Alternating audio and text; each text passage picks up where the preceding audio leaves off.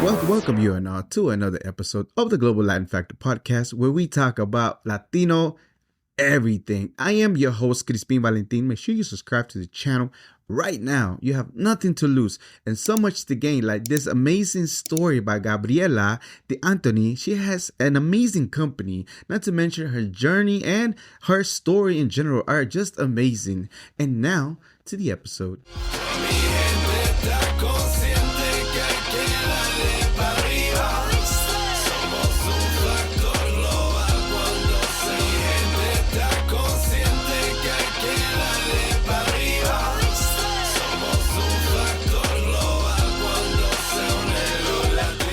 Gabriela, hola. Thank you so much for being here. I appreciate it. Thank you for having me. After a few times of back and forth, because you're so busy, you out and about, always doing something.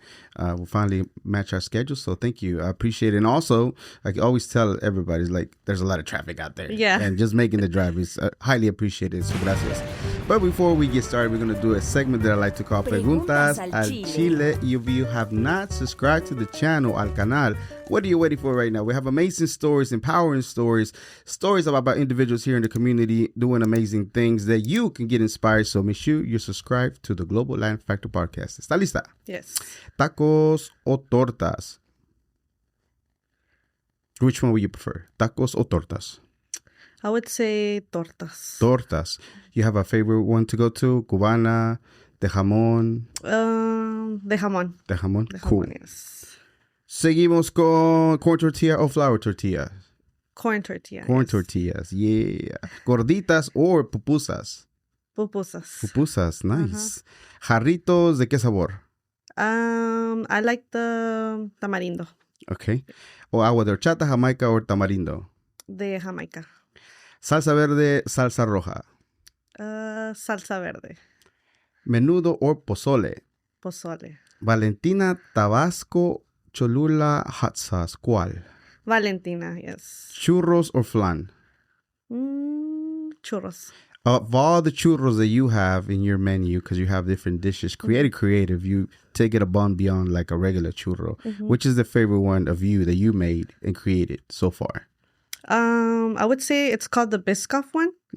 It's like once the churros warm, we like roll it in Biscoff cookie. Oh, nice. And then we drizzle Biscoff, because there's a Biscoff cookie drizzle. Yeah. Y luego le echamos lechera. Lechera so that's too. my favorite one, yeah. Man.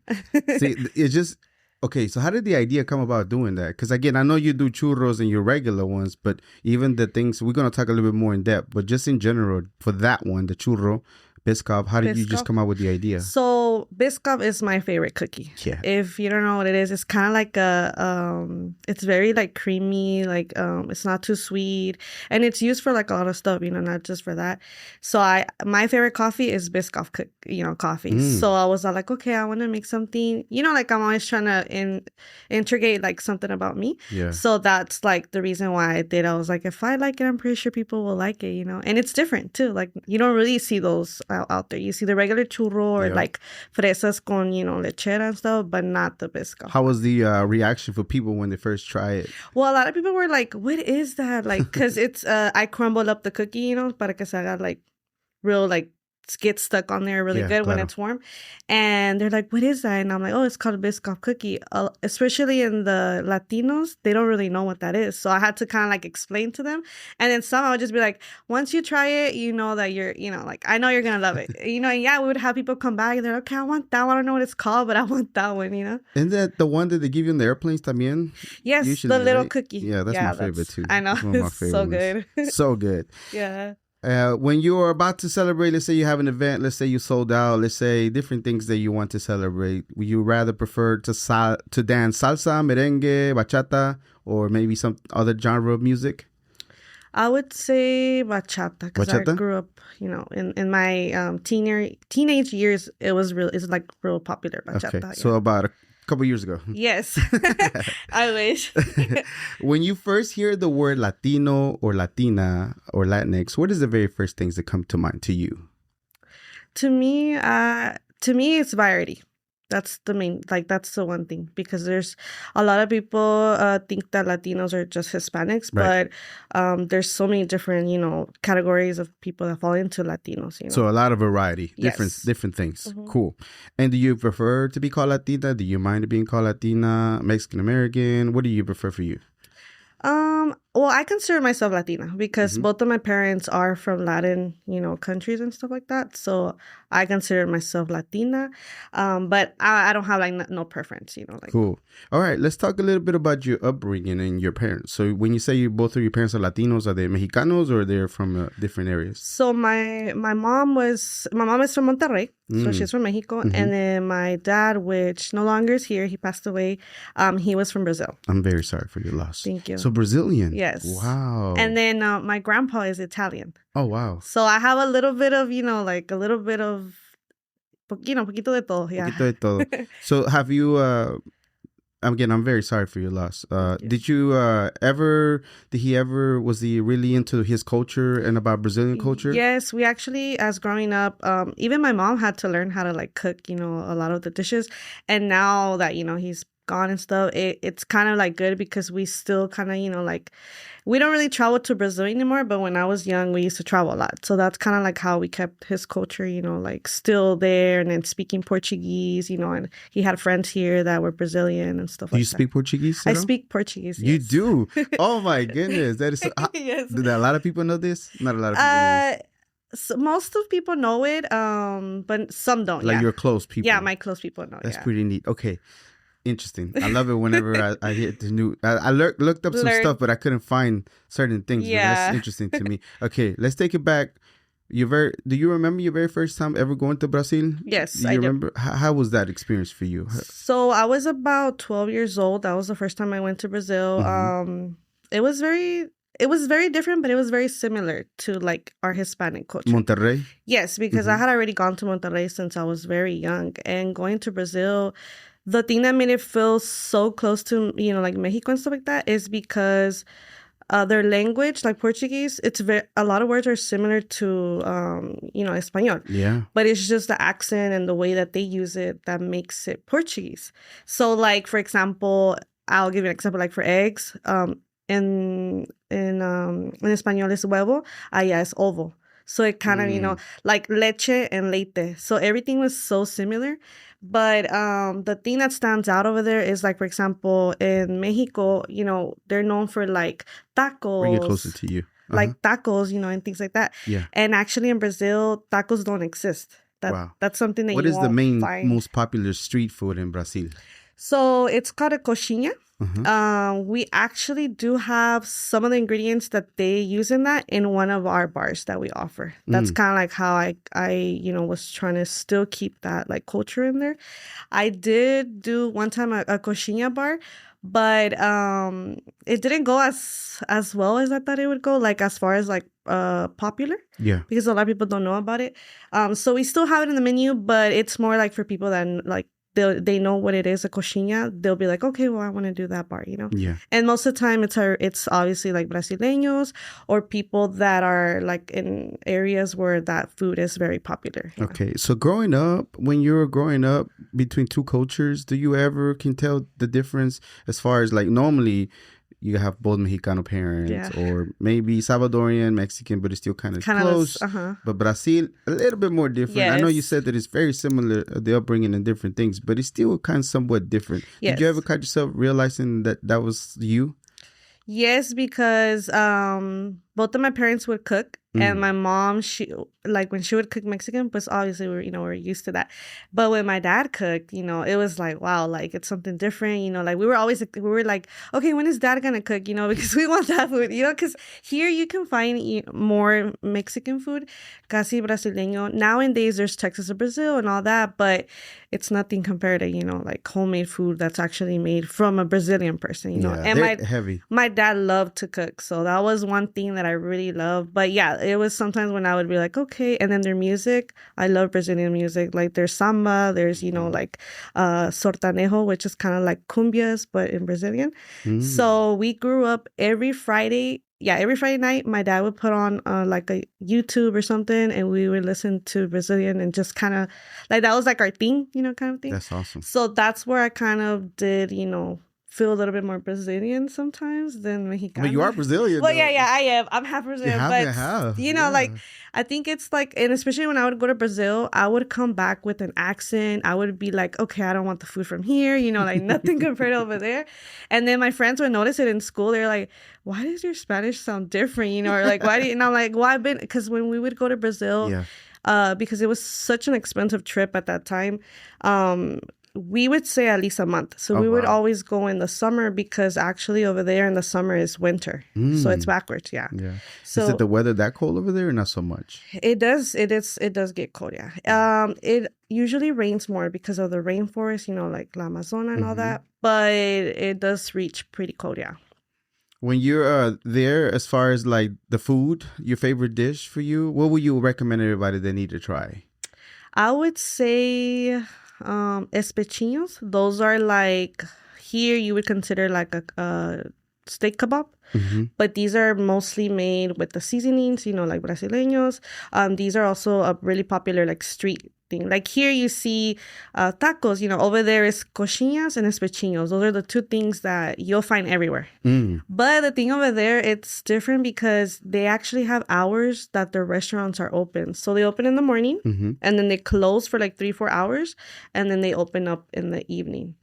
So nice. I don't know if you've ever experienced like going to like Texas or Brazil, one of them, or like a new one that just opened, which is called Espadas. It's like a one in Mesquite. They actually follow the tradition of how they, they do the restaurants over there. Whenever you go to those places, you kind of sort of look, see how authentic it is. Yes, and I know I shouldn't, but like I'm like, yeah, this is not Brazilian. Like I can tell right away.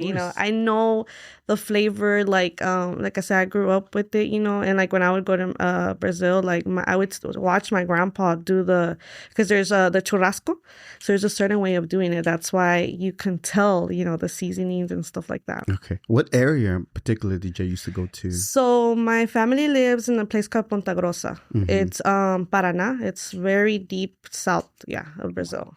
So what is the most amazing memory that you have from the first time that you went over there? You were like, oh, wow, this is freaking neat. I wish I can go back. I would say for me, what really like I was like, wow, like I wish I could stay here, right?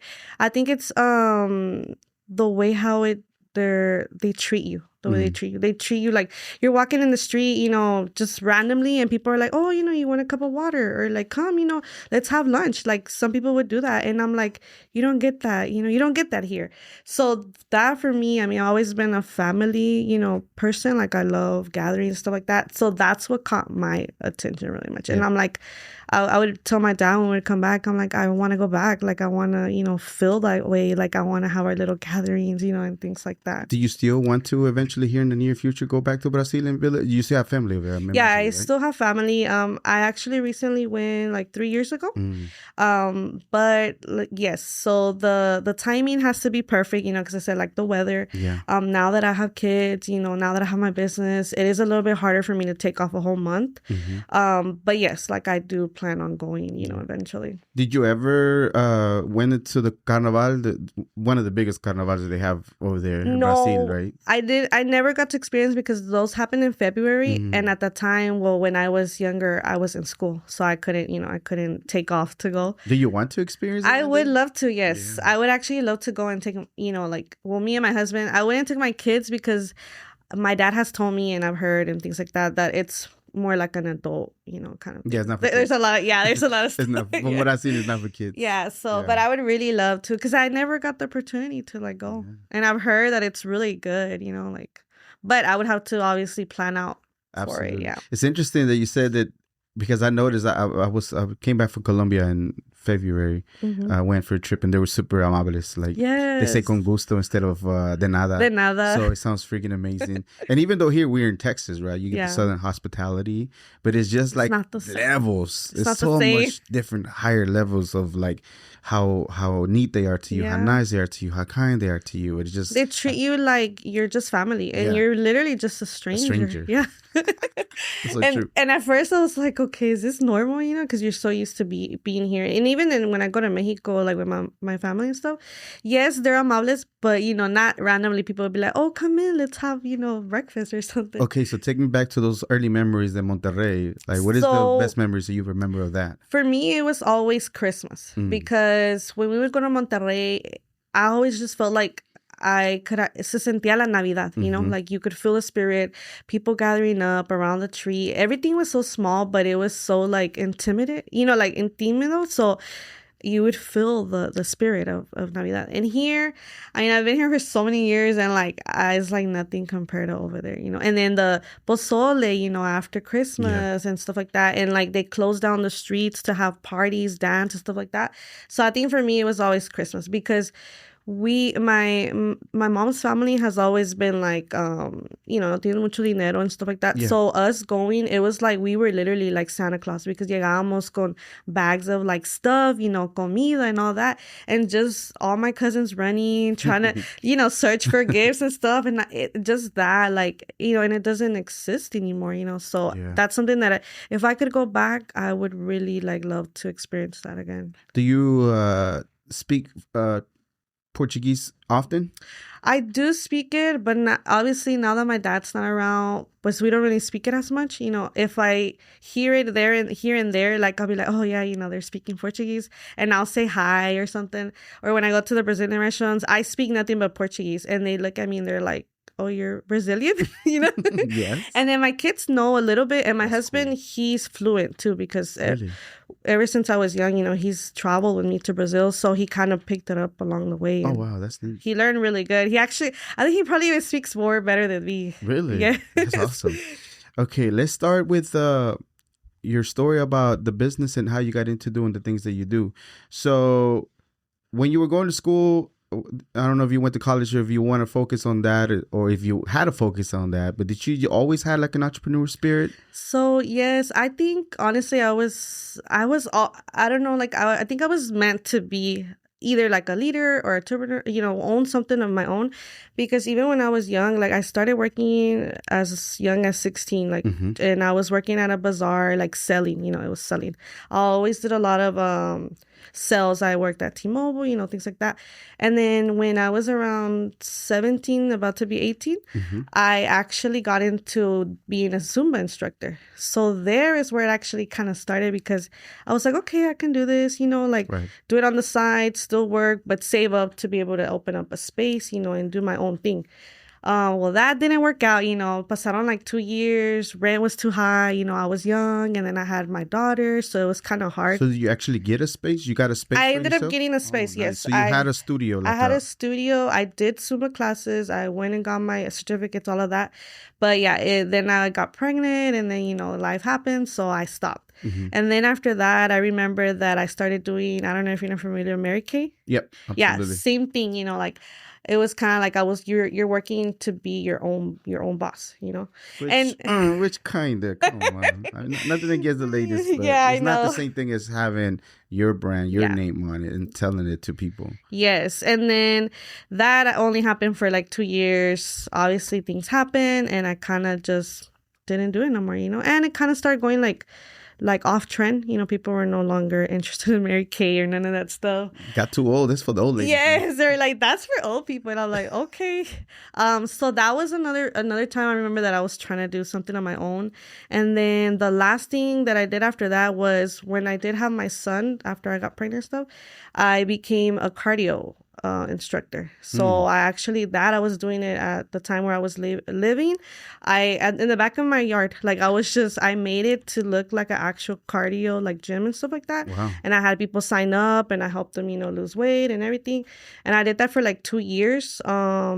Then again, life happened. And then that's when I moved to Houston. I actually moved from Dallas to Houston. And that's when I just left, I was like, I can still do it over there, but being like newborn, and all that, it's just harder to do.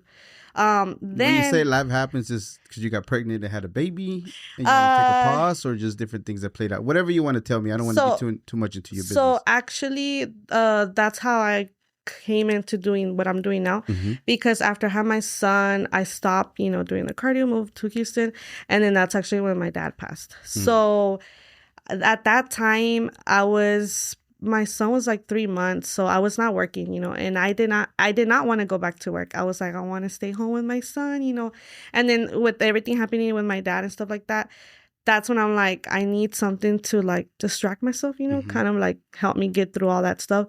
And that's when my husband, actually, he was the one, he said, well, why don't you do something from home? There's so many moms that do things from home, like, I don't know, like crafts or sell this, that. So my business originally started 5 years ago. I started back in 2020, late 2020, almost 2021. Cuando pasó todo la pandemia and all that. And then I started baking from home. So that's how the actual business started. So you had a name for that at that time? Yes. Because now it changed to what we have now. So what used to go by at that time? So at that time, it was Gdeantoni Bakery. Bakery? Yes. Only focusing on bakery and baking goods? Yes. And when you decided to do something as far as bakery, what was the main one that you were doing? Cookies? Was it breads? So I started doing cheesecakes, actually. I was selling cheesecakes to my neighborhoods. Why cheesecakes? Because I'm a big lover of cheesecake. I've never been a fan of cakes, which people would be like, why did you become like a bakery business? And I'm like, I don't know. It's weird. It's weird how things happen. But I started selling cheesecakes. Then from there, people are like, oh, well, me haces un pastel custom cake, and I'm like, okay, well, I had no experience at all. Like, I had never baked in my life. So it was just kind of like a experiment to me. Yeah. And then people started liking it. So I was like, okay, I can make money, stay here with my son at home. And I love doing it, like I love baking cheesecakes. And then from there, it started getting, a little bit more serious of like, oh, I need a quinceañera cake, I need a wedding cake. This school needs desserts for like a certain event. So that's when I started building my clientele. Like I was really busy at that time. Like it was crazy busy. Let's take a backtrack just a little bit before we move forward. So you decide cheesecakes because you love cheesecakes. So I see a pattern here of the things that you like. And yeah. And kind of see if other people like it. Yeah. It turns out that they do. That they do. So you found a bunch of your tribe of people that like it. Yeah. So how does it feel to be able to just like, how do you start marketing? How you start promoting that you're doing cakes? Or do you literally just walk the neighborhood, tell everybody, hey, I'm going to be selling cheesecakes, put your order in? No, so it was actually funny because I remember this is the day that I started everything. It was 4th of July and my family was over at Houston. They came from Dallas to visit us. And my cuñada was like, hey, what are we having for dessert? And I'm like, oh, well, I made a few cheesecakes and stuff. And I'm like, para nosotros. And she's like, oh, okay. And then she's like, do y'all have like a Facebook group page? You know how nowadays we have like a 211 or a 211 or something like that, the neighborhood, And at that time we used to live like in estates, so it was like a whole big neighborhood. It was a lot of people. And she's like, well, have you ever thought about like just selling them to your neighbors? And I'm like, no, because I don't know if they would like it, like, and I'm like, and I don't know if I want to do as many cheesecakes, I was like, I love doing it for us, but no para like vender. And she's like, just try it. So it was so funny because we got on my phone and then she's like, just post one however you look, slice it up, make it look pretty, And I did. And because it was 4th of July, my phone started like blowing up talking about, oh, I want to order one and I want to order this and how many do you have left? And then I was like, well, I don't have them right now, like right now, but I can make it tomorrow, And then they're like, yeah, without even having, like, I mean, I had ours, but I wasn't gonna like just take it away from us and then give it to them. So then I was like, but if you guys would like to try a slice, like I can. So people started coming over my house and I was passing out cheesecake slices. And from there, it's like that person told the other person. And that's how it started, like, And then after that, every day I was having orders, weekends. And I was like, okay, I don't think I'm ready to like do that many. Because at one time I did do about like 35 cheesecakes. 35 cheesecakes. De los que, like not too big, but like the round ones, yeah. The pie-sized ones, yeah. Right? Okay, so you got kind of, I guess, a little nervous because there's too many orders coming in. So what do? Take a break, replan, do everything? So no, what I did is that I did kind of like stop posting. And then when I would make like one for me, I would make like 5 extra and I would just post it. I'd be like, hey, today I have 5 extra cheesecake. Who wants one? That's how I was doing it at first because I did get a little scared. Also because I didn't really know my neighbors either that well. I tenía como like 3 months que había, moved there. So I didn't really know. I didn't feel like comfortable people coming over my house that I didn't really know, and I was like, and I don't even know if this is what I really want to do. Like I just did it. We were really just playing around, putting it and we're like, nobody's gonna buy, All of a sudden, you got a line down the door at your house. So yes, strangers. And then I also, pues también, le comenté a mi esposo. I'm like, hey, like, what do you think about this? And my husband has always been very supportive. Awesome. And he's like, pues just do it, like, no hagas tantos, pero, as enough to, like, get some extra money. And I was like, okay. So I did. I started, like, on every Thursday, I would make them. And then I would post Friday. Hey, I have 10, 15 cheesecakes, whoever wants to buy. But then eventually from there, same people from my neighborhood started hearing, and they're like, oh, well, we're going to have a party. Can you make us this mini cheesecakes? And then one lady told me, I remember one time, she's like, would you be up to making like a cake for my daughter? And I'm like, I'm going to be honest with you. I've never made a cake in my life. I'm like, I can make it. You buy everything, and I'm not going to charge you, right? Because I don't know. So I made it. It was like a small little cake on little frosting, flowers, simple. And it wasn't the best looking cake ever. But she loved it. And so she was like, you really should, hacer más pasteles, haces bien ricos. And she was honest. She's like, no se ve tan acá, pero, like, sabe, el sabor es lo que vale la pena. And I was like, okay. So I started experimenting. I started going on YouTube, TikTok, kind of practicing before I actually went and started. When you hear your sister-in-law, when you hear that neighbor kind of tell you that you got really good product and you should be doing this, what goes into your mind? What do you start thinking about? Well, at first, I mean, I'm like, they're just saying that because they know me, because some people do that. Like, they don't want to be mean, they kind of tell you so what you want. You get imposter syndrome that you're like, maybe I'm not that good. Yeah. They're just saying that because they're close to me. They don't want to be mean to me. They don't want to be mean. They don't want to hurt my feelings. But I always, I'm the type of person también de que, like, criticism and things like that, I don't take it personal myself, because I've always wanted to learn. Like, I'm the type of I'm that person that has all different hats. Like, I want to be able to know different things and stuff like that. So I was like, so like maybe them telling me that, like, okay, yeah, they're my relatives, but then, like, por ejemplo, other strangers, they were actually giving me good feedback, and I did have some bad feedback, but I always told them, like, okay, well, thank you for your feedback, and I'm gonna go back and learn from that, like. What was the worst type of feedback that you felt you got that you made some adjustments and it was for the better? So at first it was my frosting. They're like, it's really good, pero sí está como like muy aguado. And when I heard that, I was like, oh damn, like, maybe I need to step back, practice more, taste, testing. My family was all tasting everything. I was like, and don't lie to me, like, dígame si no sabe rico.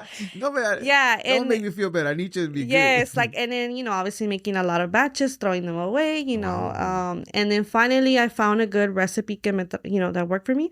And I just started using that one. And I would always be like, please tell me, if it tastes good. If it doesn't, let me know. Like, I'm not gonna, get mad. Hurt my feelings. Yeah, like, because people are worried about that. Yes. To give you feedback, how does it taste, and be honest, because they're scared, yeah. And I would honestly tell them, like, por favor, like, dígame, si no sabe rico, it's okay. Like, I didn't go to school for this, I'm not an expert, so I know that, I wasn't perfect at it, yeah. Do you ever feel like some kind of influence from your father, seeing him cooking, and kind of for you to start experimenting cooking and finding your technique for you? I think, honestly, it was both of my parents, because los dos siempre han sido, cocineros. Like, we grew up with homemade food, even till this day now. My mom cooks for my kids, and I am always there in the kitchen, trying to learn from her and stuff like that. But I think it was both of them, yeah, nice. And also both of them were always like, bien así de que, like, trabajadores, like, in every way. My dad used to work 3 different jobs to just, raise us and stuff. Wow. My mom también siempre trabajó 2 trabajos.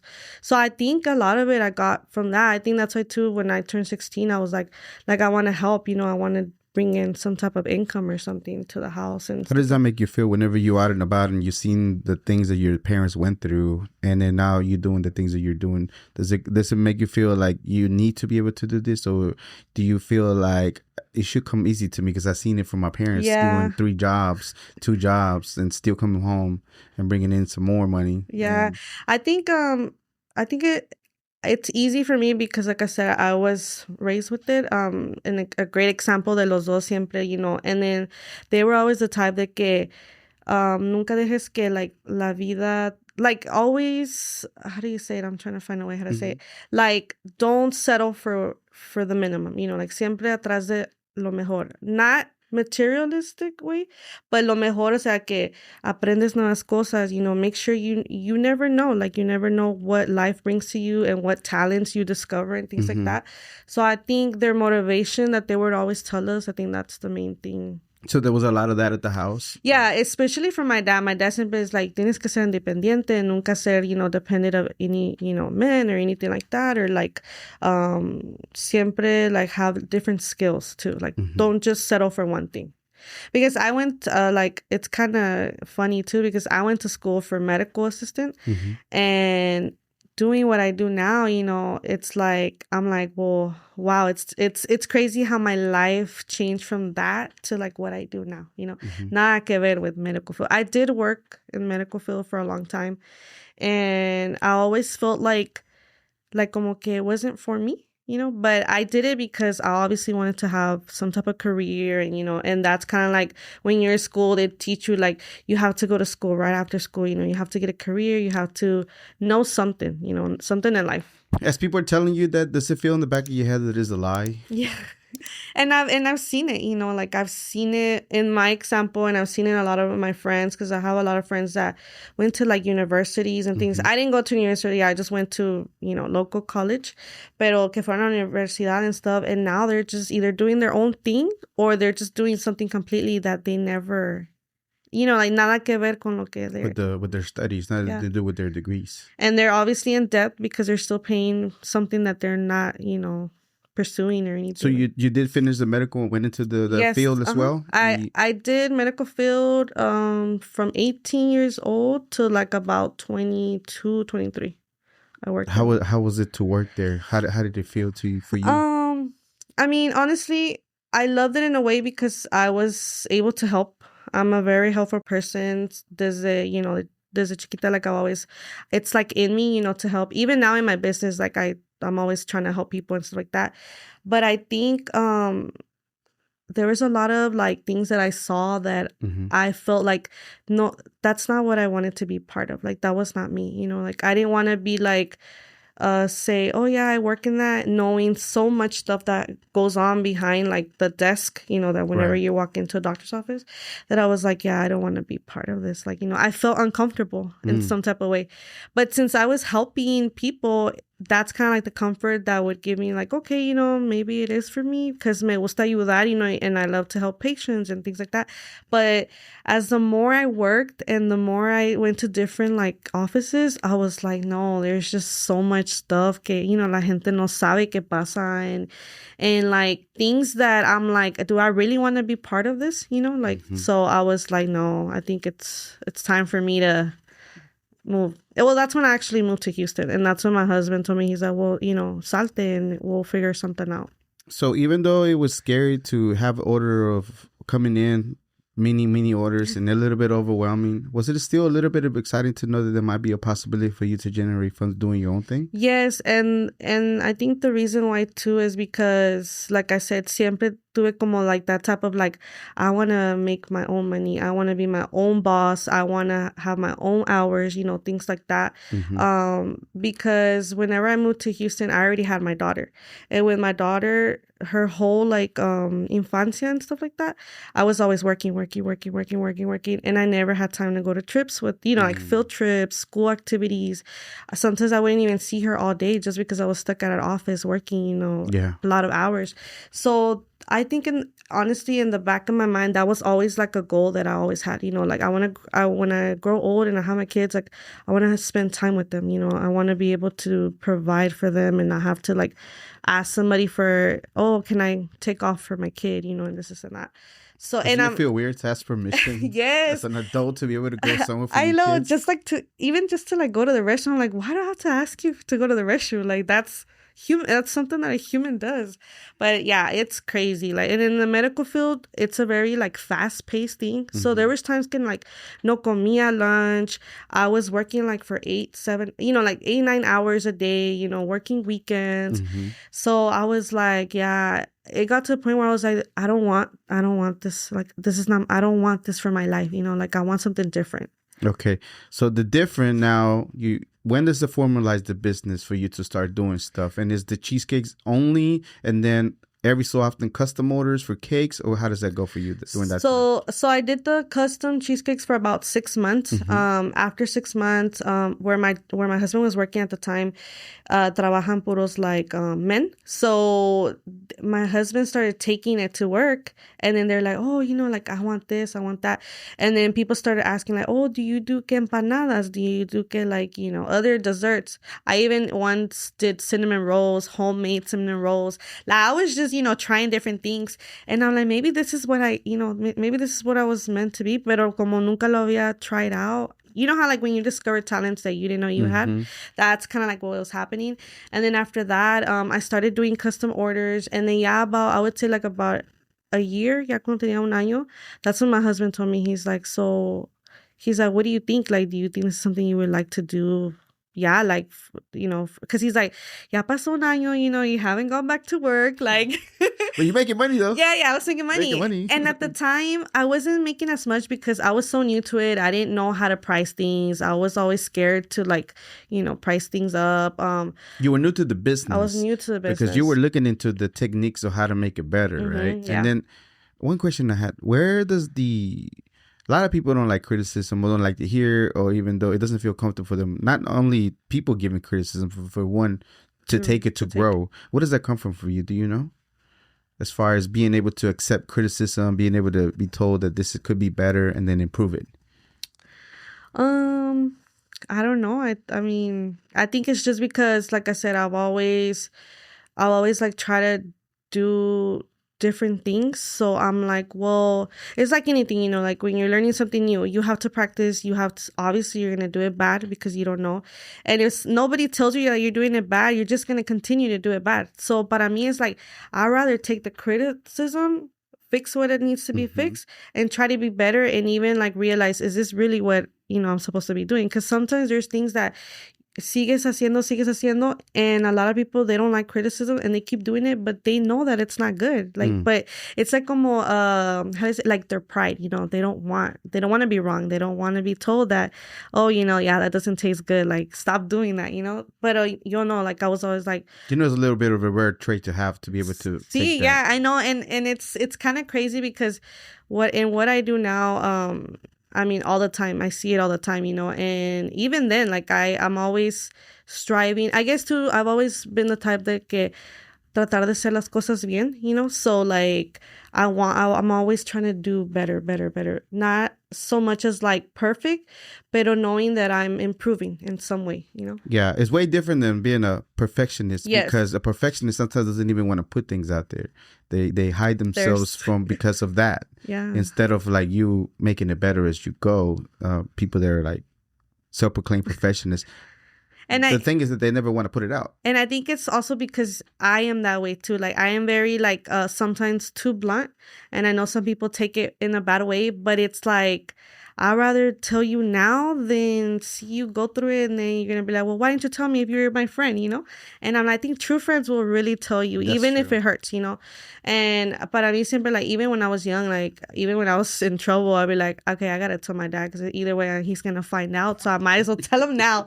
So I think I've always had it in me, like, yeah, what I with my business, it's good because it helps me, It's helped me a lot to grow in so many things, and perfect in a way, like, but not always aiming for perfection, but just trying to do better, So the now a year later, you start looking into the business part. What is the first steps that you take to solidify the actual business, or what is it going to be? So at first, I was obviously not tracking anything. I was just kind of going to grocery, buying everything together with my groceries, not calculating anything. I know I was making money because I would, obviously see it.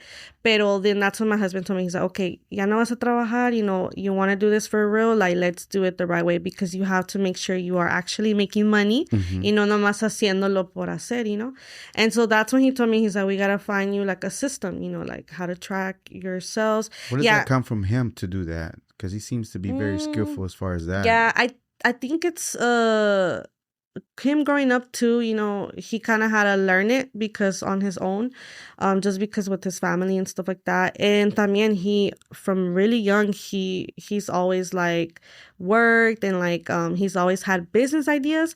But the thing about him is he's more a little like más scared to actually go. So I think he was kind of like seeing it, like living the dream through you. Me. Yeah. Like saying like, okay, let's let her try a ver qué pasa, but it's good that y'all can come together, and even though he looked into those things that you were able to do, he was knowledgeable enough to kind of tell you that that's the way you need to do it. No, and I feel too like him being the dad, the husband, the main, income, he was kind of like, no, like I have to stay doing this and then let her do that. You think he sacrificed a little bit of some ideas that he had because he has to be the provider and then let you do what you do because you like this? I think so. And he always tells me, he's the mic a little closer to you. He always tells me, he's like, like I'm gonna do whatever I can for you to be able to, keep going and stuff like that. Because, I'm not gonna lie, like, there was times that he was like, okay, like I think it's time for you to go back to work, and I would be like, yes, pero no, It was like, yes, but no. I've always been like very like, I guess I like to take risk, and I was like, siempre sí de que I'm gonna do it because if I don't do it, it's gonna be in the back of my head, y como un little like, just there, like a little, just bugging me, like you never did it, you never tried it, you don't know the outcome, Y él es más así como que he steps back and he's like, oh, I don't know, because he's had a lot of great like business ideas, and he actually last year was gonna launch his own company too, pero it was like that, like the el miedo, in which I understand because he was the main provider, and it's kind of hard to just let go of something that's secure to something that you don't know what's gonna happen. And I'm always like, it's kind of weird. Like we kind of work together because I'm the one that's always like, but you gotta do it. Like if you don't do it, you're never gonna know. And he's always like the supportive as like, no, keep doing your thing. Like let's grow your stuff, and stuff like that. So it's great to have that support. Yes, it really is because it gives you some safety net to be able to still, not so much risk, but still calculated risk. Yes, because he's providing, and as you're growing the business. Growing, yes. Yeah. Okay, so a year later, now he has the systems that he tells you kind of sort of you have to, and now you're executing more like a business, right? Yes, but at the time, I was still nothing official. Like, I had my name, but I was nothing registered, anything like that. So you had it on Instagram? Or I had it. Like that yet? I didn't even have an Instagram. Oh, wow. I actually was marketing just Facebook. Facebook groups, referrals. Referrals was a big thing with, that.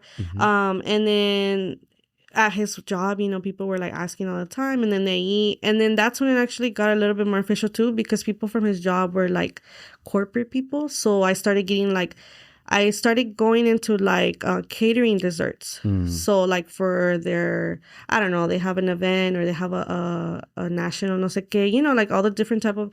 So he would always tell them, hey, like my wife does this, like ahí era como entré, and I started doing big caterings. Then the school where my kids were going también, they reached out for like graduation and stuff like that. So I was making definitely more money and more consistent, and so that's when I told him, I was like, okay, I feel like now it's starting to actually become something, like something more.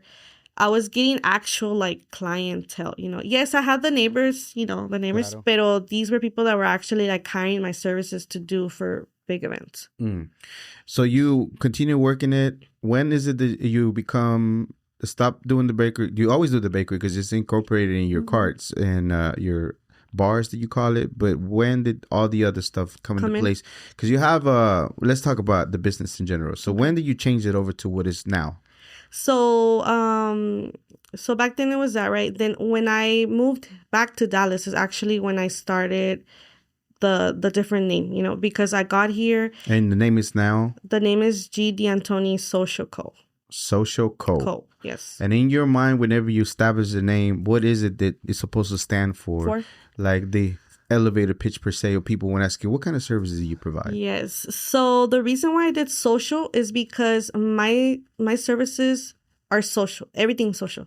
A party, a private event, even my experiences and workshops that I do are social, you know, is people gathering together, and I'm providing them services, hosting a workshop or anything like that. So it's like, I want it to be social because I want everything to fall into the social, you know. I don't want it to just be catering because I also do experience and workshops. So I kind of wanted to bring it together. And then Co is just company, you know, shorter for company. And then was it important for you to have your initial and then your last name? Yes. So actually, a lot of people ask me like, why. One, they can never pronounce it correct, which is fine, you know. The correct pronunciation is? So the correct pronunciation is Gdeantoni Social Co. Deantoni. Deantoni. It sounds a little Italian, but it's not. Yes, because my grandpa is Italian, yes. But that was my dad's last name. So whenever I started everything back in the day when I started the bakery, I wanted to have his last name because it's kind of like the reason why I started everything was to kind of, you know, like in his memory, kind of help me through the grief and all that. And I feel like carrying that last name over to my business is, you know, it's kind of like showing him like Dad, you know, like I actually did end up doing something of my own, you know, and I know that he, you know, he's obviously watching from above, and it's like to make him proud, you know, and I want to continue to have something about him in my business.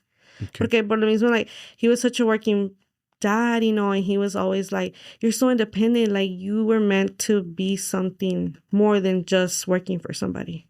So that's kind of like where, you know, where it all came together. Does that give you fuel whenever it's not going so well sometimes, that your dad told you that? Yes, but at the same time, I always look back and I'm like, well, at least it's something, you know? And at least it's something that I can say it's mine. Like, it's my brand. I created it, from the name, from like every little detail that I do in my work. Like, I pour so much love and like dedicación to it. So I feel like even if I wasn't to be as big, you know, and actually that's not even my goal, like to be a big corporate, you know, thing. I feel like that's the reason why I left corporate, because I didn't want to be in the corporate world. But I do want it to be something where I can be like, okay, like, this is mine. I own it. I work so hard for it. And, you know, my dad's proud either way, you know. I don't doubt it whatsoever, because it is recognized now. Okay, so when did you decide to pivot?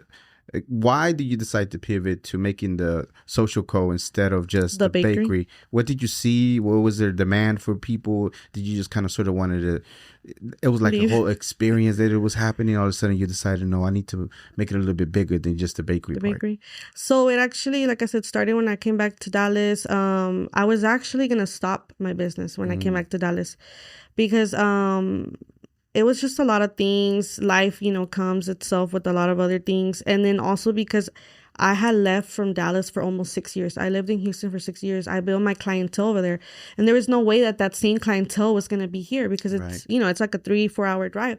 So I was kind of like, you know, when you ever feel like, is this really what I'm supposed to be doing, you know? And so I was like, maybe I can be like a normal person, go back to a corporate. And I did. I came back and I was only there for like a month and a half. How miserable.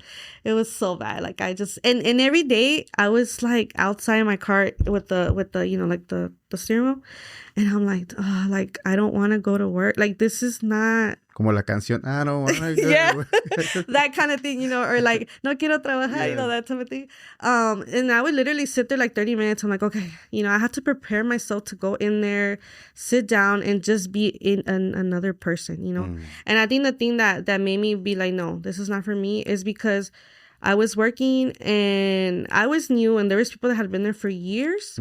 And all of a sudden, like, they just started coming like, hey, you know, you're no longer working with us. Grab your stuff and go. And I'm like what? Like, like I had to like experience that again to kind of be like, okay, yeah, no, this is not for me, And I'm like, I feel like I was so much more value than just that. And I was getting paid at the time, I don't know, like $17-18. And I'm like, how can I go from like what I was making with my own hours, working from home, things like that, to coming here, making less, taking so much from like, managers, clients, patients, things like that. And that's when I told my husband, I'm like, you know what? I'm like, I'm just going to start all over again, start from scratch. And I'm like, if I did it once, I can do it again.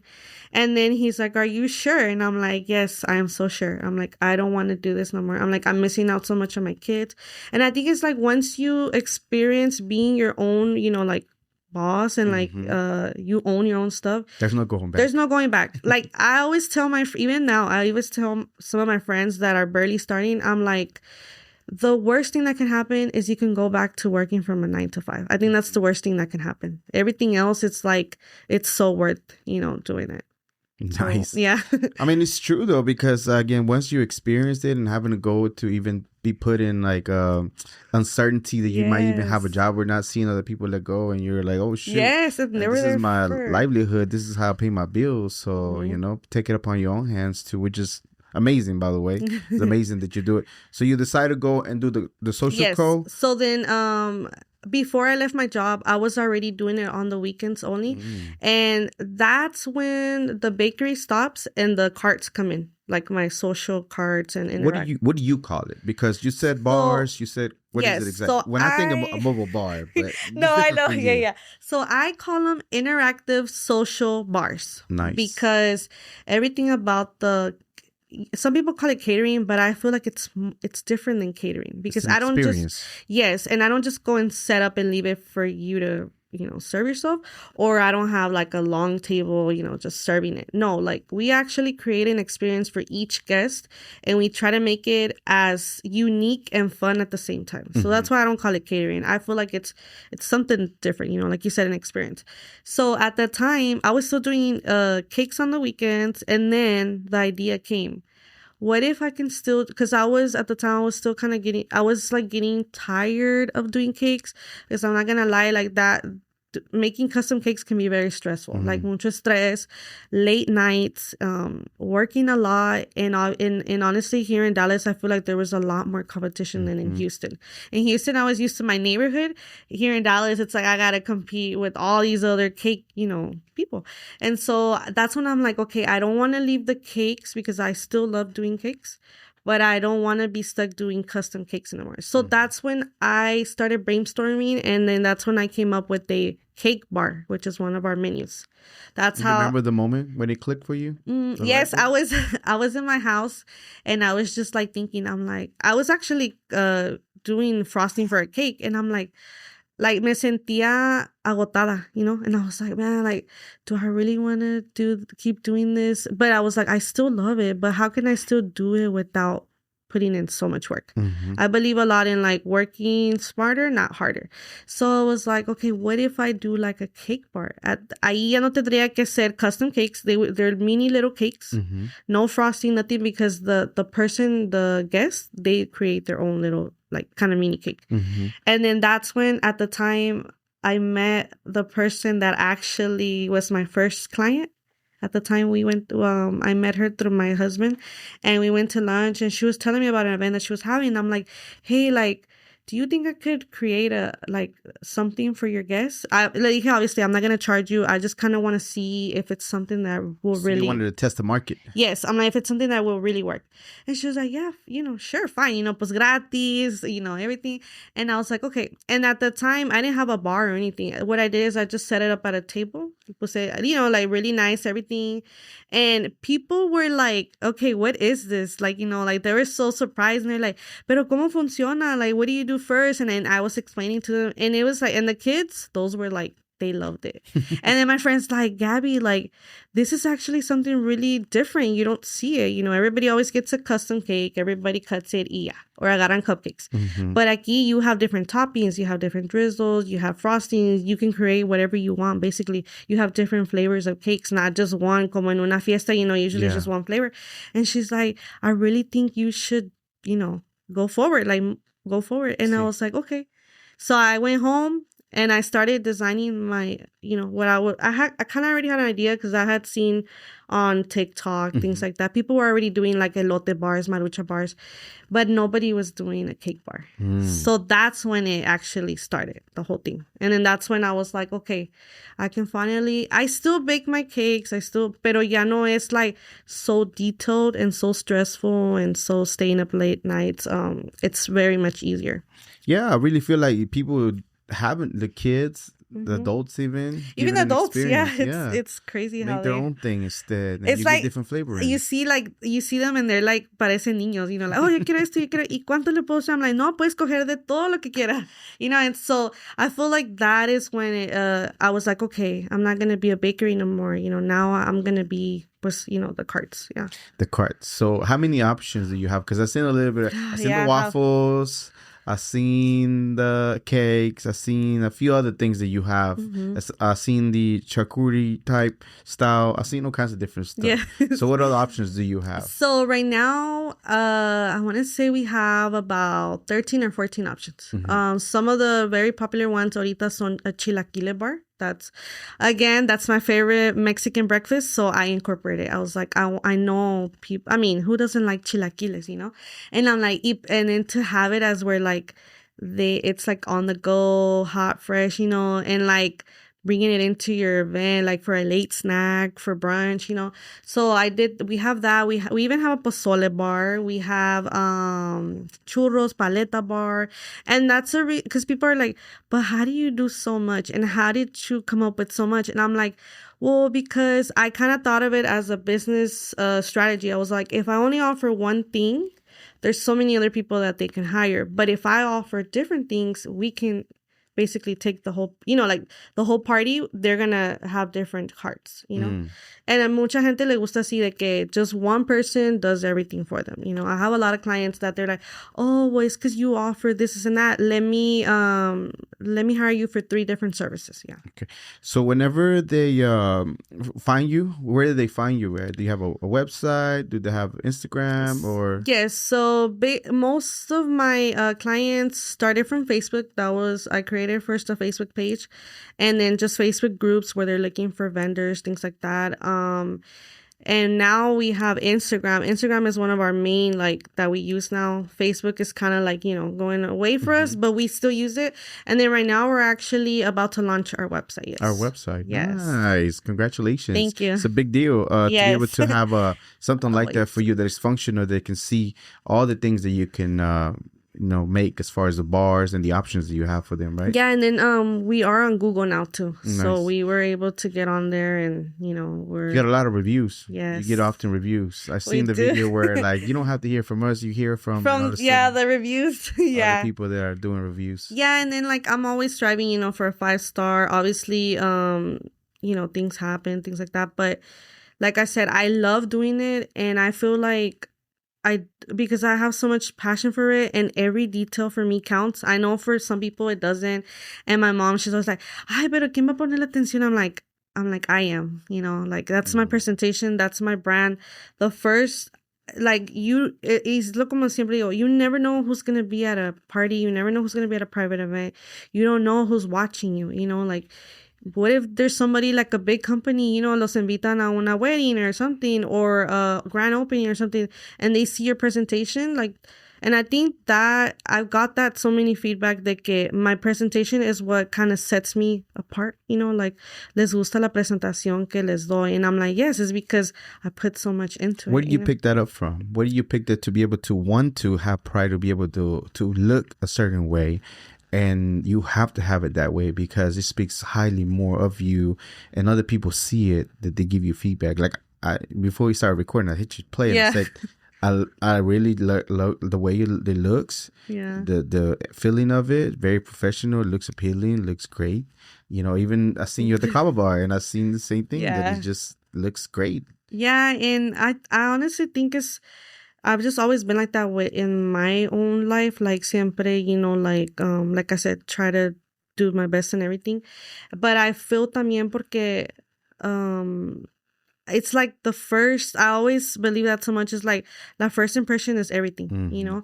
And obviously when I started, like my presentation was nothing near to what it is now, you know? It's like steps that you keep taking, but it's like, the way I see it is like, if I want certain people to hire me, they're gonna look for certain things, you know? And then that's when your value starts coming and growing, because you're putting so much into your, like our cards, you know, every like, I don't know, every detail, menu, anything like that, decoration, umbrella, you know, everything. It's different, because if you see two different carts, this one has one umbrella and then this one has another one, you can tell the difference, you know? And that's the one thing people are always like, oh, like, I love how your whole like setup is like, it's just so, you know, diferente, like, the gold, you know, it's beautiful.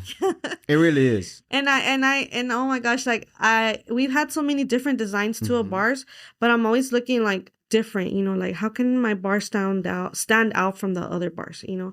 And so it's those little things that I know for some people are like, hi, well, it's just a bowl, it's just this, and I'm like, no, like it's not just a bowl, you Bring know? it closer to you. Sorry, it's not just you're comfortable now, but it's not just a bowl, you know, not. it's a gold bowl. So it's the difference. I was military, and a lot of the things that they make you rehearse all the time is attention to detail. Yes. Attention to detail. Teamwork's the key. Attention to detail. So even the little smallest things.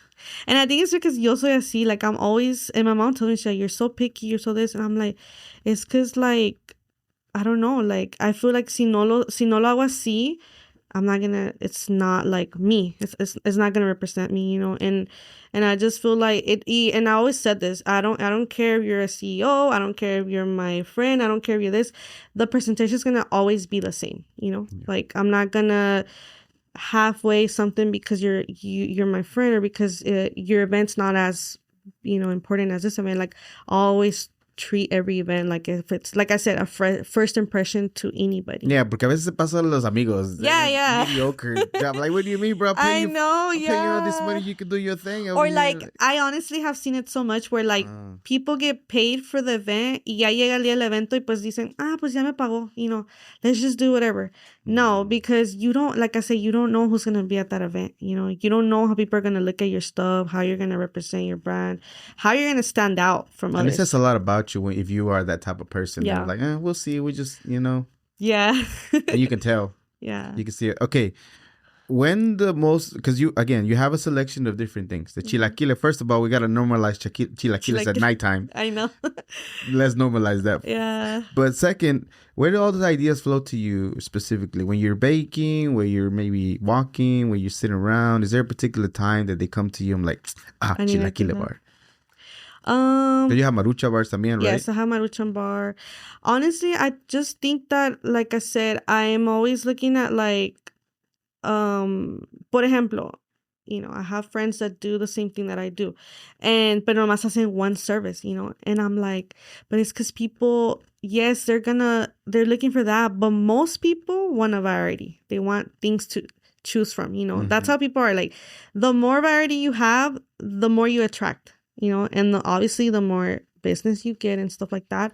But I feel like también a lot of the menus that I've chosen is because they're either different, not a lot of people do them, or it's something that I like, you know. And I'm like, but you know, why not do something that I like, you know?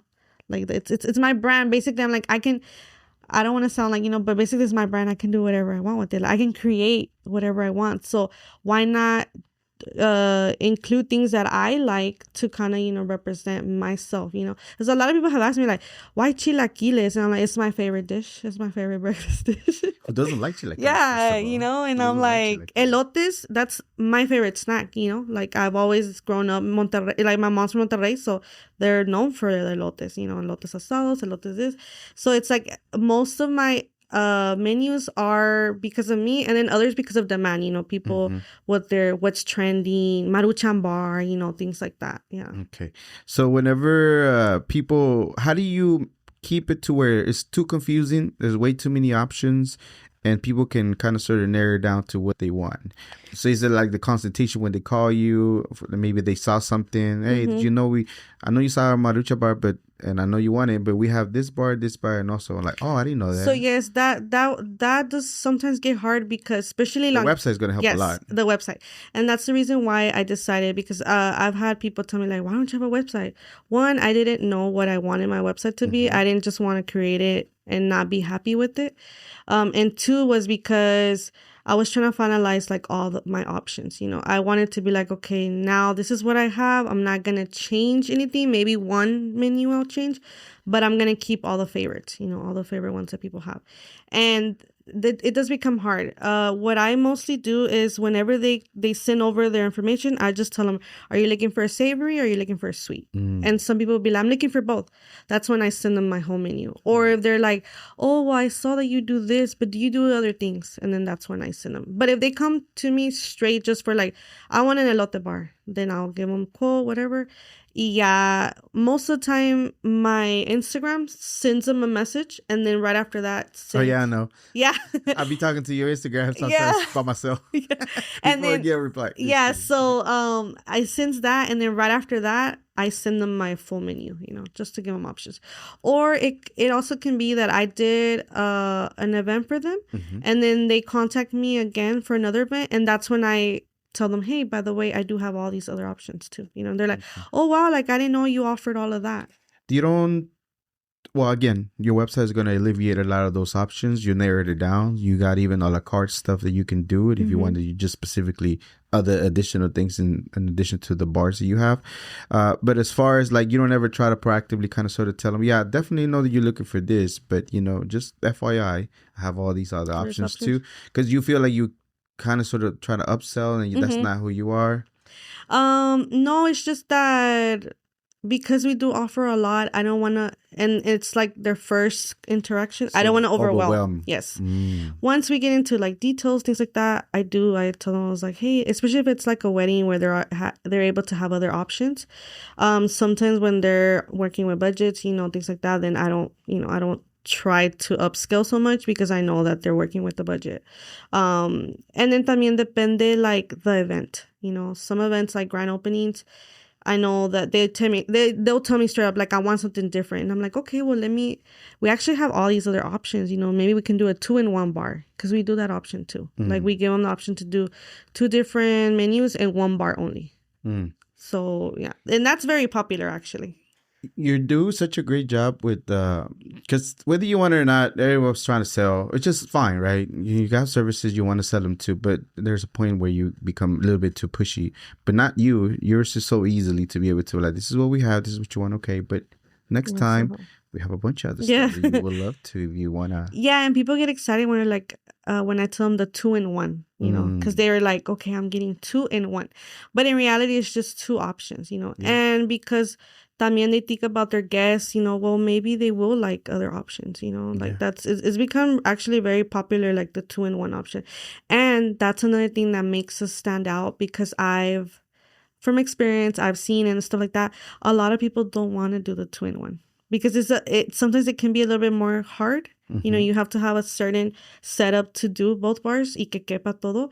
But since the beginning, when I, designed my bars, I was already thinking in the future, like, and things like that, like 2-in-1 or like enough space, you never know, like you're going to change your menus. Do you find yourself thinking about in the longer future term of things that could happen that you need to adjust like often or not so much? Yes. I'm always, brainstorming. I'm always like, okay, what can I do? How can I make my bar look better? I'm always thinking of like, how can I make it more unique? Because I think that's how you are seen different from others, and it's like, not because I'm trying to compete, because I don't compete with anyone. I feel like everybody has their own way of doing things, but I want something that will stand out. I feel like people look for those things, because everybody can do catering. Everybody can do bars. I mean, there's so many people that do bars now. I feel like now it's becoming more and more popular, a hot dog bar, this and that. But I just feel like the thing that will help you stand out is what's going to make you different. Yeah. I mean, I didn't realize they were called bars. Yeah. I'd be a hot dog stand, a this stand, and that stand. I know some people at the beginning used to be like, wait, a bar? Like, you mean like with alcohol drinks and stuff? I'm like, no, not that type That's where my mind goes to, but it's not. Yeah. I call it a bar because, you know, you obviously have your setup. And the bar, you know, it's parece un bar. It's like a mobile bar. And then you have your person serving, you know, kind of like when you go to the bar, you get your drinks. There's a person behind, and then they have their little setup. So that's what I'm like. And then obviously a mobile bar because we take it anywhere. Our bar collapsed. And, you know, we can take it anywhere, fit it anywhere. Yeah. I seen you also, well, I ran into you in the market with Rosa. Shout out to Rosa. Eloteciendo. So I ran into you into that. We were following each other or following the pages for a little while. But that's where I first saw you. So you done markets or consistently do markets or not so much no more? So it's kind of like... A lot of people ask me that. A lot of my friends and new people that I meet that are barely starting, they're like, pero like, how do you get all these gigs? How do you get these private events? How do you get known? And they're like, you know, because we don't really see that you do a lot of vendor events. And honestly, and thank God, and, you know, because of experience and stuff, my first year that I was here in Dallas, where the area where I live, they started doing like it was called Little Mexico Market. And it was nothing but vendors, you know. And that was actually my first vendor event. I set up everything. I didn't have my bars at that time. I just had like a table. And I feel like that experience and then other experiences kind of made my mindset like, yes, I need to get out there, but I feel like this is not the way I want to get out there. Like, you know, I feel like it was mostly, like I said, my presentation stood out, word of mouth, you know, people referring me. That's how I started getting like grand openings, private weddings, you know, like private catering stuff. So I didn't really do a lot of markets. I actually don't have a lot of experience in vendor events. Now I do a few here and there. If I know the person, you know, if they refer me, I like to say yes because I'm like, I don't want to say no. They're gonna be like, oh, well, she don't want to do a vendor event. But my main focus is more, you know, private. Just because I feel, like I said, I like a lot more money in private events. No, and it's because I like I said, I like to, like, that's my main goal. Work smarter, not harder. Yeah. And I feel like vendor events, they're great. I'm not going to say they're not because they are great. A lot of people have become famous from vendor events. But I feel like it's just too time consuming. Like, it's a lot of hours and you don't know the outcome, you know? And I feel like, especially in the time that we are now, things are very expensive, you know, ingredients, all that. I feel like I want to focus more on where I know that I'm getting paid for my value, like the value that I'm putting into like I said, I put so much work into it. Yeah. I just feel like my setup is not like, you know, for vendor events. Like, no, you're right. It looks more prestigious, more sophisticated. See, like no, it does. And it's not like talking out on vendors. It's like literally because of the presentation, because I told you the way that it just looks like it belongs in a private event, yeah. an upscale event. And it doesn't look like it should be at a vendor. At a vendor, yeah. And then I seen when I saw you in the vendor, it looked neat. So I'm like, huh. Yeah, and I've done a few, and it's just like I feel like, you know, like I'll do it because, like I said, I know the person, and because it's not bad to do once in a while. It's smart even when you did the vendor event, the Little Mexico, that you're already thinking of like, I want to get to be private catering. And this is be a great way to me to get people because it is actually you should be able to work it that way, right? Yeah. You should be able to do the event in the intention, the mission of like being and doing private events later on, transitioning into that. And it's so much less time. Like a private event usually is we've had events where it's only 1.5 hours where we're serving and we're done quick, you know, like. And markets could be like 5 hours, even longer to set and up. And not just that, but whether like I said, I've done vendor events. I've done them. I'm not gonna say I haven't. And I've had situations where my umbrella's flying, bugs, you know, hot, like, and I'm just like, man, like, I don't know. I don't think this is like, you know, I don't find like so much value in it, you know? Yeah. And it is good for exposure because that's how people get exposed, you know. But I feel like... That's what I'm saying. You work that event, even if it was one event, to be able to expand yourself eventually and get, connections and people that were Yeah, looking. like I feel like the way I started was more like, oh, vas a tener una boda, let me set up my bar, let me, and that's kind of like how it went, like referrals from there, here and there, and then people that I met, network events, they're like, oh wow, like, I went and set up for network events. I did like grand openings for free, I was just setting up for them. Some people might see it and that little investment of them sacrificing an hour or two in products for exposure may not worth their time because they're spending money. But you saw that it is an opportunity to be able to be referred, seen, and then to contact you later on, right? And I feel like that was my marketing because at the time when I started, I didn't have funds to obviously, hire people to market, things like that. And that was my marketing. I'm like, if I'm going to invest, I'm going to invest in marketing, which is going to make me money later down the road, instead of me either doing vendor events or paying somebody to market for me. Where you pick that up from to feel like that's going to be something that's going to work for you later on? Invest now, even if it's for free, but later on, it's going to pay in dividends. I think it comes from like taking risk, because I see it's a risk, you're risking because you can, and that's the reason why I don't really do vendor events, because I feel like it's a higher risk, you're out there so many hours, you're exposing your product. And the thing is that my services deal with a lot of food. So it's not like I can just, go take it back home, use it again. It's not like a boutique or candles or stuff like that you can just pick up and go and reuse it, Yeah. So I have to think wisely, like, okay, I'm going to invest this amount here, but then I'm not going to be able to, like reuse. So, but if I go to a private event, I know at a private event, I have to, at least one person's going to be like, oh, wow, like, let me have your info so I can hire you for a next event, or I'm interested in your services. Did you notice the switch to where you were buying product with your groceries to all of a sudden now you're thinking about risk and investing in this? Do you remember the switch when it started happening for you? It actually happened about 2 years ago because I was actually at the grocery stores buying everything. And my mom, because my mom, we spent a lot of time together, and I was like, no, Mom, like, that's for that. This is for my event, and this is for, like, us. And she's like, okay, pero ¿cómo sabes? ¿Cómo vas a saber si todo va junto y estás pagando? And when she said that, I was like, damn, like, she's right. Like, how am I going to know? Obviously I have to sit down, kind of like look through the receipt. But then that's when I'm like, you know what? I need to have like my own business card. I need to separate my personal from my business to actually know what I'm making, because at the end of the day, it's a business and I have to make money to be able to obviously invest in the business and then pues también, to provide for my family and stuff. So I was like, it has to be done, the right way. Did you create an LLC for it yet? Is it coming up? So we don't have it's kind of like in the works with the website.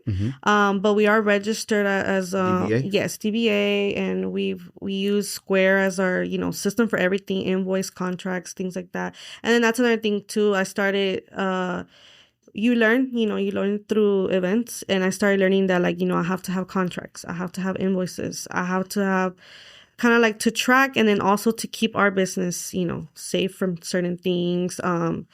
You just never know, you want to make sure that you have it right. And also it kind of does make you look better, you look more professional. Yeah. And then some businesses require things like that to be able to even go into their doors. If you don't have these things established, they won't even, if you can't send an invoice. Yes, they don't. And yes, they don't want to mess with you. They don't want, because they don't know if you're legit or not, or I've seen a lot of businesses, they're like, oh, just sell me. And I'm like, yeah, I can sell you, but it's like, I need an invoice, and that's where I was like, oh, damn, like, I don't have an invoice. And then one lady did tell me, she's like, I need a contract because my venue requires. And then after that, I got a lot of, because we started getting into private events, a lot of insurance that we require to have insurance. So, little by little, you kind of just learn from experience, And then here in Dallas particularly, there's a lot of permits dealing with food and all kinds of stuff. So you have to have like a ghost kitchen, all kinds of things that you have to have these days. There's a lot of that. Okay. Did you ever tap into any of the, because I know you do networking. In fact, let's talk about that. You working on a networking event. And I like the fact that you said we're not competition, we're Variedad. What does that come about, that event? And tell me, when is it going to happen?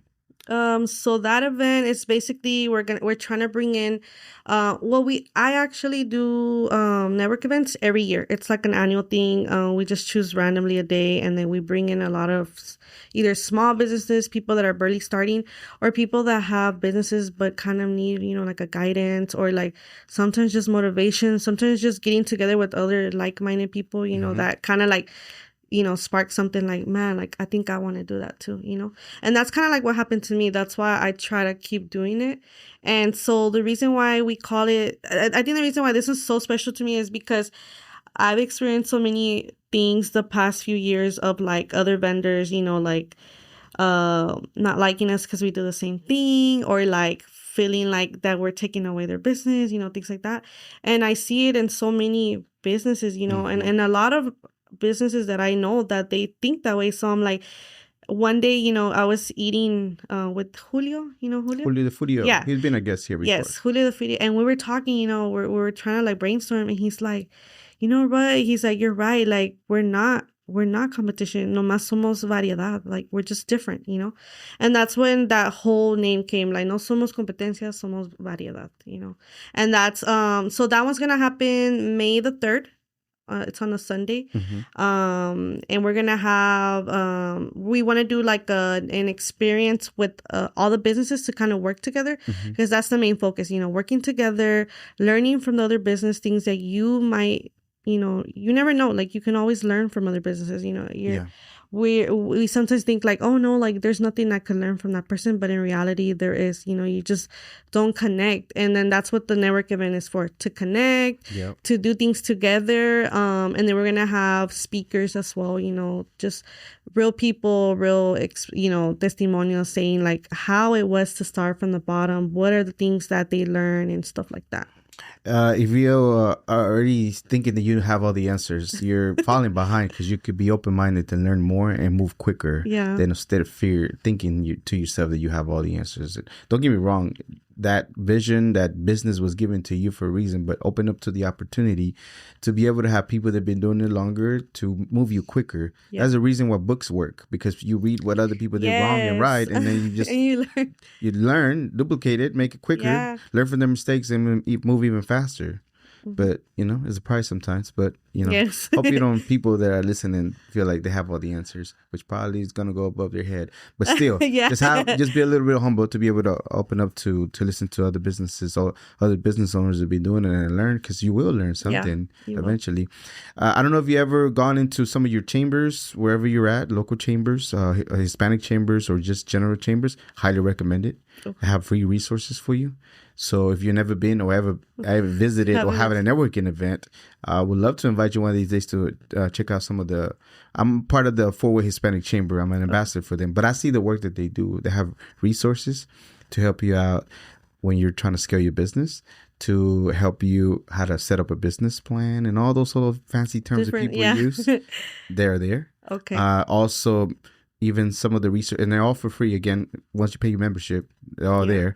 But also bids. The city has bids for things. Maybe they can teach you how to start bidding for certain things. So if you've never been, I've never been. Highly recommend to tap in to try out yours wherever you're at locally, and get the most out of it. Go talk to them. Go sit down. See who can. A free consultation for whatever you're doing, because they do free consultation for the most part. Once you pay your membership, networking events, another avenue of people that are professionals for the most part, business owners, banks, you name it. They're probably there networking, connecting with each other. There'll be an opening for you. Okay. If I didn't know about the chambers until like 2 years ago. And even though the podcast is a business, an LLC, I didn't realize how much of a great resource it could be, and how much numbers they do, if it wasn't because I was around them and learned about it.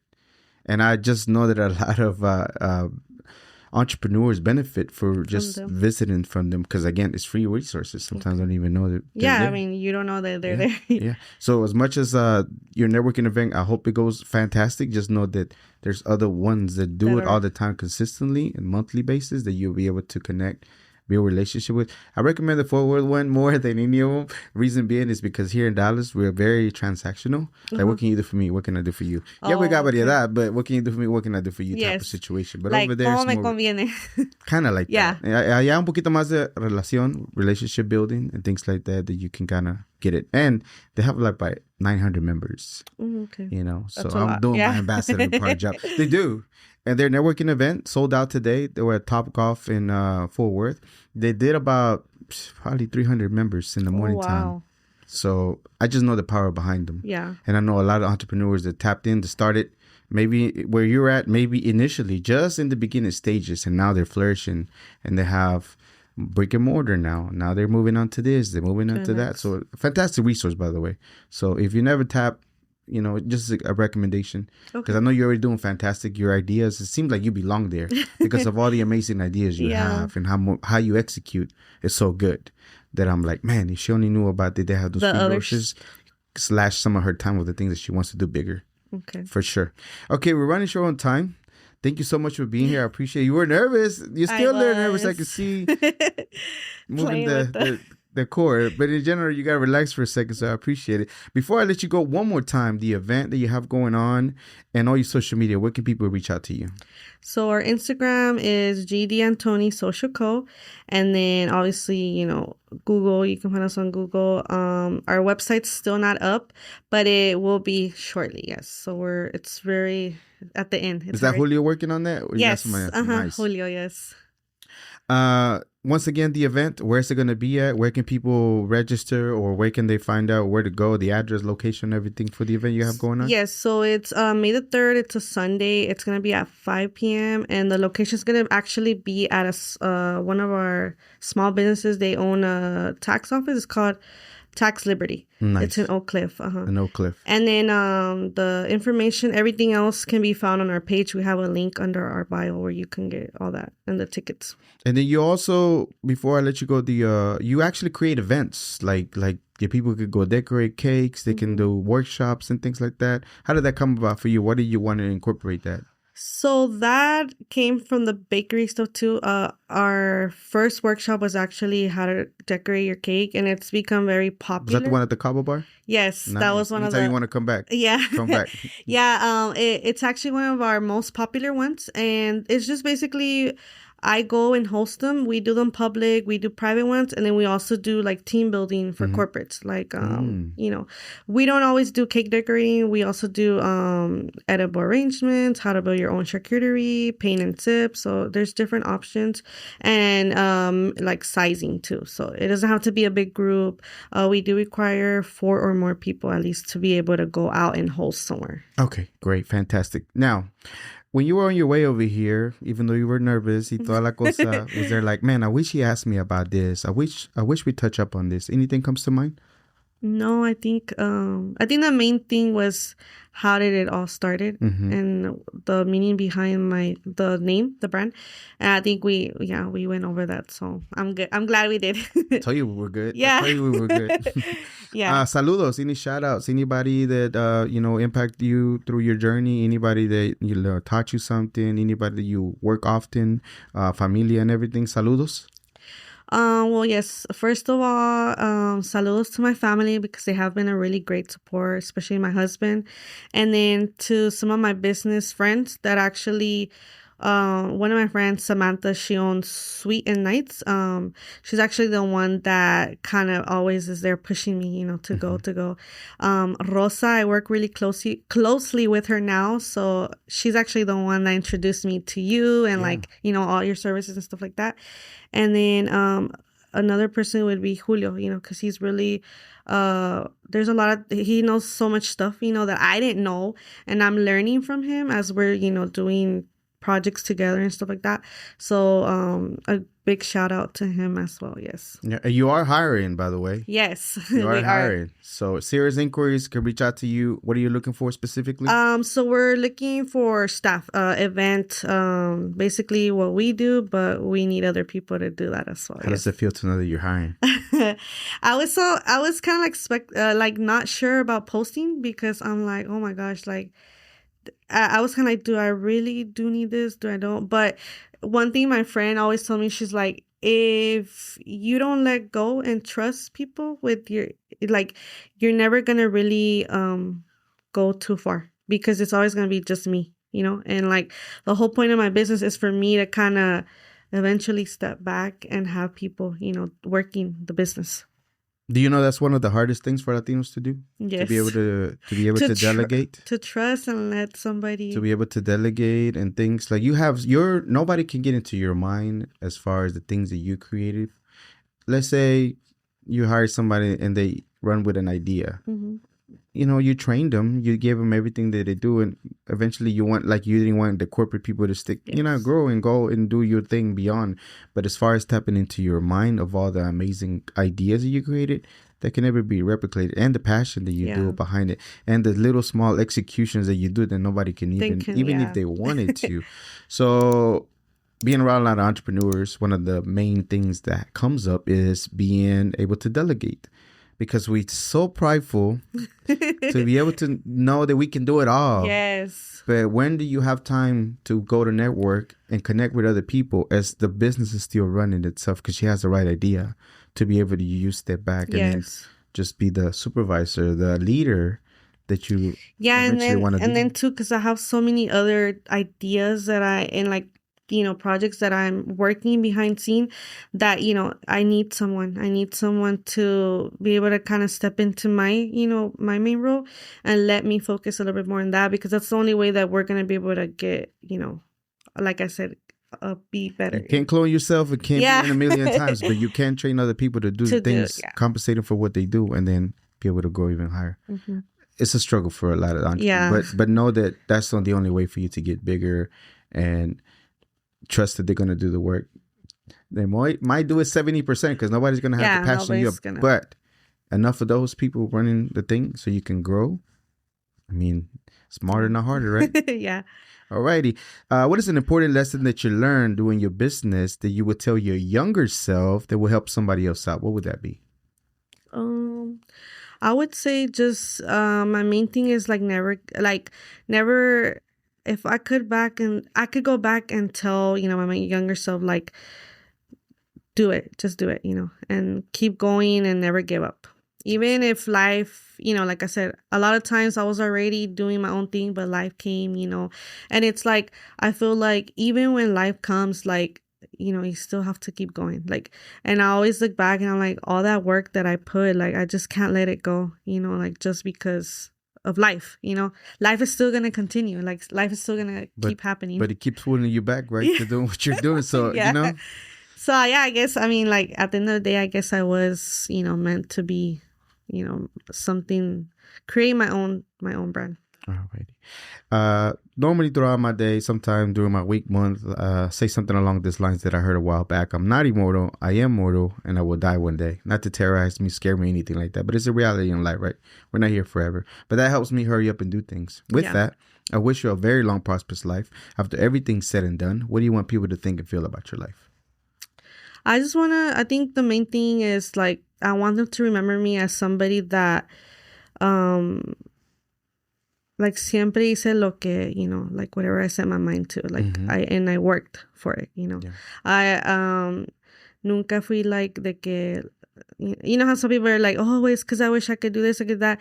But if you just sit there and you don't actually put the work in, it's not like it's just gonna fall from the sky, like, you have to. And I feel like that's something that I inspire a lot of people, like my friends and things like that, my family. Like, now that I'm doing this, I've heard things that before I never heard, and I'm like, it's good to hear that, it's good that you hear that from, like, your cousin, your aunts, like, wow, like, Gabby, like, siempre estás haciendo algo, like, you're such a hardworking person, and you don't give up, like, you don't give up no matter what has happened in your life, no matter, like, what, big impacts.